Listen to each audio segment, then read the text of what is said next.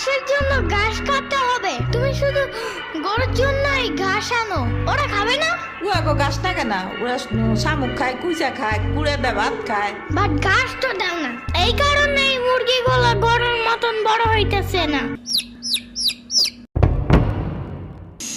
ওই বড় গাড়ির পিছনে যে গাছ না, ওই গাছে একটা পিচাস থাকে। রাইত করে মাছ নিয়ে কেউ যাওয়ার কালে বহুত এনে ধরে।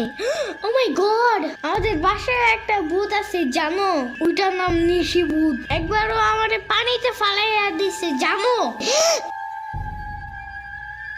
ও আল্লাহ, রাইত তো হয়ে গেছে, তাড়াতাড়ি বাড়ি চল, পাও ধুইরে টান দেবে না আবার।